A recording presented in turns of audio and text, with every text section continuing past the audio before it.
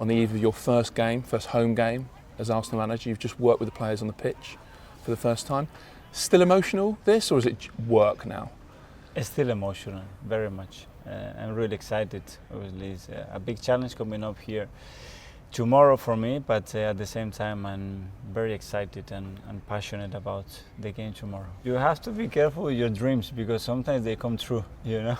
And when I left here I had this dream, and sooner than expected, but I'm here. When you talked about bringing passion, intensity, energy back to Arsenal, did you mean to this place as well, or was that specific to the players? Absolutely. We need to connect again the team with the fans. I sense in the last few seasons there's been a big disconnection, and we're losing a lot of power. I said before that they are probably the most important part of the football club. It's going to take some time, the process, but hopefully we can start to engage them a little bit again. So how do you lose a connection, and I suppose more importantly for you, how do you rebuild one?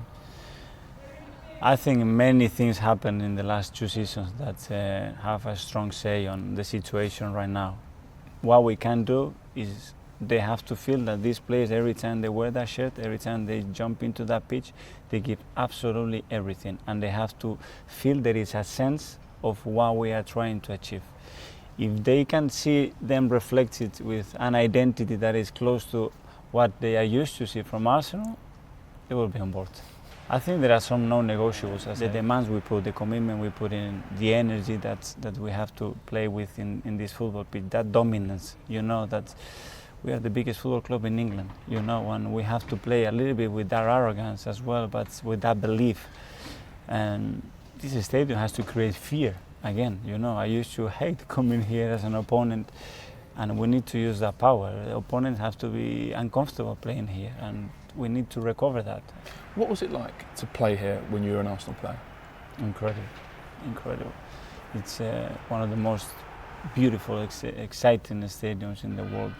When these crowds get going and you feel them right behind the team, look at this, it's an incredible place. I wonder, do you remember your final programme notes as captain?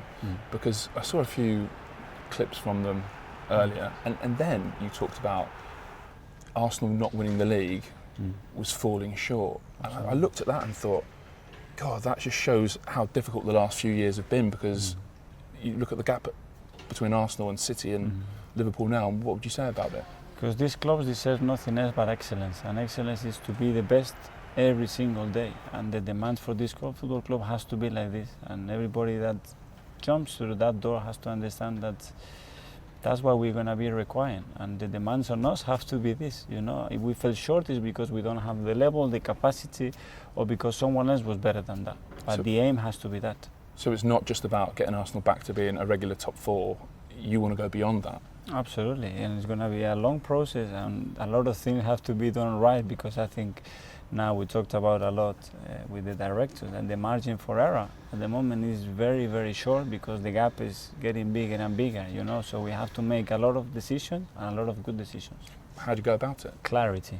You need a direction, you need a vision, and you need action.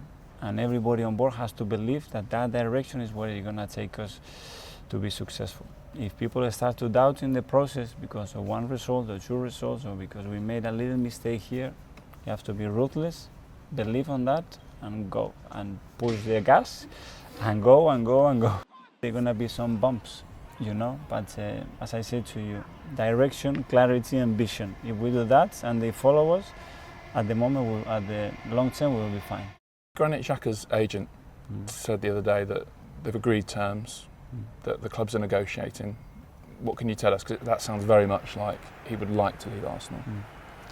What I can say is that internally we'll have to face that situation, and we'll handle that with all the senior people in the directors area. So is that the first of those little bumps in the road that you talked about? There are going to be many more, you know.